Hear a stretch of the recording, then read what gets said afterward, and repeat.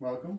In this video, we're going to do some foundation training with the chair, some basic hinging to find the posterior chain, and we're going to start with just basically fingertips on the chair, easy standing posture.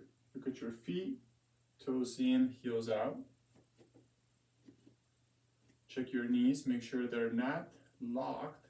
Make sure they're not bending forward past the line of the heels. So keep those knees straight, unlocked, and stacked over the heels. Pelvis, ideally slightly back, enough that you can feel your glutes, your hamstrings, and your paraspinals, your back muscles, low back, mid back, upper back, all the way to the top of the spine, extending. So we're lengthening the front, we're lengthening the back, we have the hips slightly back, and we start to feel our body supported through the back body, that posterior chain. The shoulders are going to be opening back, right? So we're going to go from our tendency of having the shoulders slouching forward to engaging the rhomboids, the muscles right between the shoulder blades, to pull the shoulder blades back. In addition to that, we're going to stretch the arms to the side, open the palms, spread the fingers like you're palming a basketball, and externally rotate your humerus, your upper arm bone rotating, external rotating. So we're not in, we're out and back.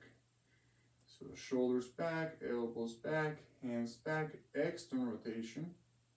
And then we have the hips back, the knees back, and the legs slightly internally rotated with the big toes in, heels out. Now, if you feel like you have too much extension on your low back and you feel any pinching here, any pain here, try tucking your tailbone, lengthening the back by engaging the front. Tuck, tuck, tuck. Now, don't go too far past it where you get rounded on the low back. Look for that perfect natural curvature of the spine with the hips back, hinging at the hips. Hands can be on the chair for support, or they can be on this nice long wing position. The head is pulling back as if you were laying on the floor face down and the head was pulling back away. From this position here, we're going to go into short wing, hands to the side of the ears.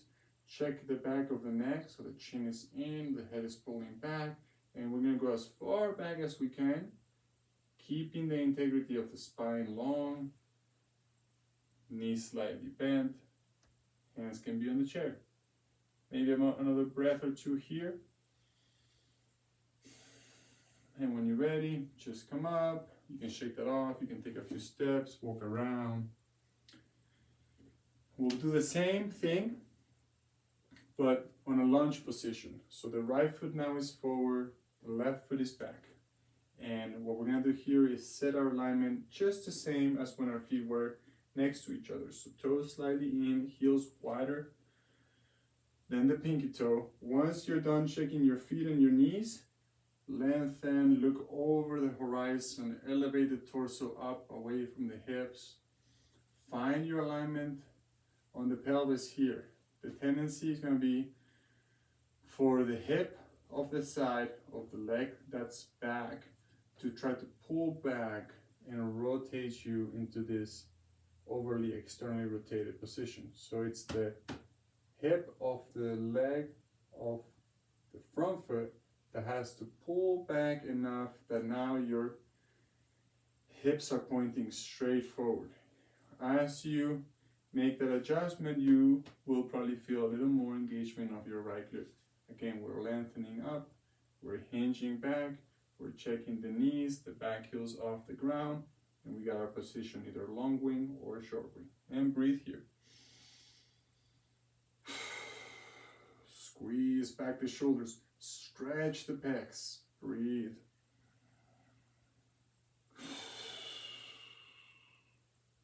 If you need to tuck the tailbone to create space on the low back, if you feel like you're pinching too much, keep breathing. One more time, maybe hinging the hips a little farther, And then when you're ready, just step forward and we'll switch sides. And again, you can use the chair here for support. Now, if you have your fingers on the chair, make sure you're not resting on it. Just enough that if you lose balance, it's there for safety. Toes in, heels out, knees straight but unlocked. Here's the important piece: the position of the pelvis, neither too high, too low, forward or back, tucked or untucked. Nice three-dimensional integrity from where you can lengthen the spine, get really tall. Once you get the length on the spine, once you have the length on the legs, you set your position on the shoulders, long wing, short wing, whichever one you want. And then we're gonna hinge. As we hinge, we're looking for that stretch, that tension, that loading of the left hamstring, loading of the left glute, stretching of the left external rotators. And of course, we're not dropping here. We're trying to lift the chest up. Shoulders away from the ears. Active upper body.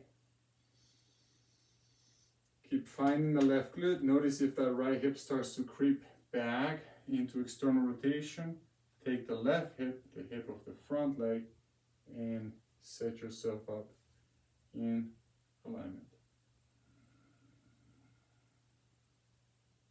If you need to come out of it, you just simply step forward. All right, we're gonna move the chair out of the way for a moment. And we're gonna go on the ground. So now we're gonna go face down and we're gonna isolate and strengthen the posterior chain muscles. So we're gonna go straight down, belly on the floor, forehead starts on the ground, hands to the side of the ears. Zip up the legs here, toes together, knees together, but separate the heels and flex your ankle. We're not pointing the ankle back. We're flexing, engaging the shin muscles. Option one, just the head lifting up, chin in, not looking forward, that pinches the back of the neck. Tuck the chin in, lengthen the back of the neck. If you feel too much pressure on the low back, tuck the tailbone, lengthen the back by engaging the front. Think of belly button up towards the spine. Squeeze those knees hard, squeeze the big toes hard, separate the heels. Lift up, chin in, back of the neck long. If you want to work harder, we're going to activate the shoulders. So again, hands and elbows off the ground, either on a long wing, it'll be easier with the hands back here, externally rotated, or a short wing, a little harder with more weight on the front.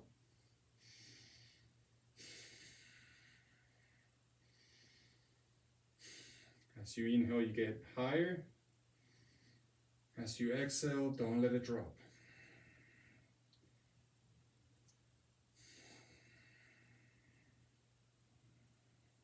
And as you're ready, slowly lower down. And here you can press yourself back to a child pose. Knees wide, big toes touching, hips sink back, torso, head down to the ground. And just breathe.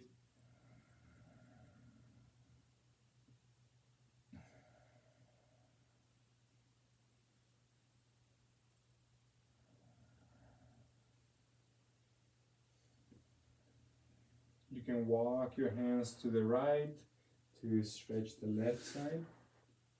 Walking the hands, softening the torso and the head.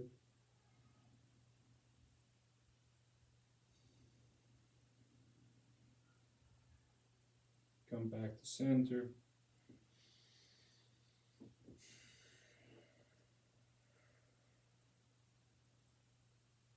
And walk hands to the left side.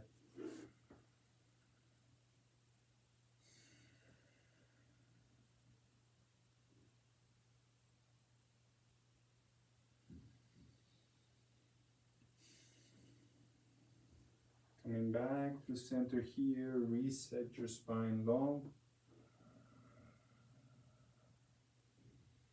And slowly, slowly, make yourself back to standing. And we're going to grab that chair one more time, bring it to the front of your mat or just right in front of you. And we're gonna circle through those exercises one more time. If you wanna go a little bit wider with your stand here, you can go a little bit wider than hip width, but still toes in, heels out. Not fully pigeon-toed, just a little internally rotated to aid the stretch of the piriformis and the engagement of the glutes. If you want to have your hands on the chair, go ahead. Otherwise, long wing or short wing. Once you get your spine long, your knees in position, pelvis in position, you can hinge back.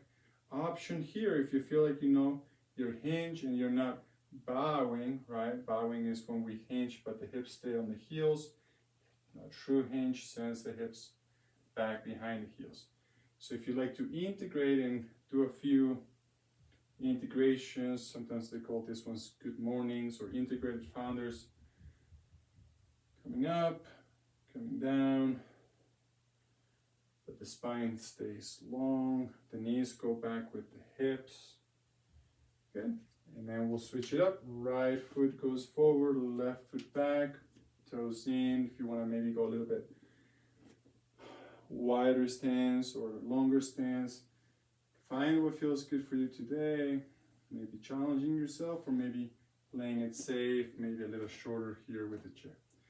Your choice. Sit up your legs, sit up your pelvis. Remember, it's the hip side of the front leg that needs to usually pull back to get that glute properly engaged. Now make sure as you adjust the hip that your torso doesn't rotate to the side. So sternum, shoulders, everything still pointing forward.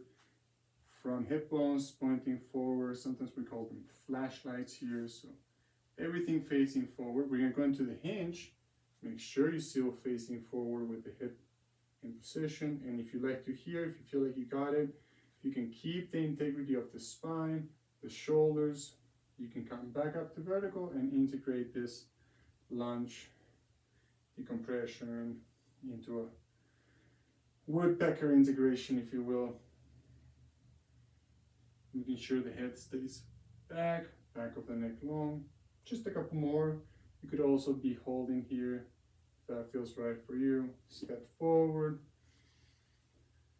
Last side here on the left side forward. Check your feet. Heels wider than the toes, knees straight but unlocked. Pelvis three-dimensionally aligned. Torso facing forward with the headlights. Decompress the spine, crown of the head reaching for the ceiling or the sky. Shoulders back. Get big and wide on the front. Engage the back body. Maybe long wing, maybe short wing. Into the hinge. Feel that left glute, left hamstring. If you're not feeling it, maybe the left hip needs to pull back a little bit.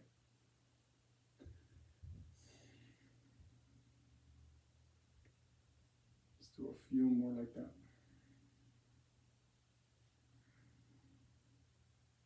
Keep opening through the front, lengthening through the back as well, and then step forward. And just shake it off, maybe stand for a moment here, noticing differences on your posture, differences on your balance.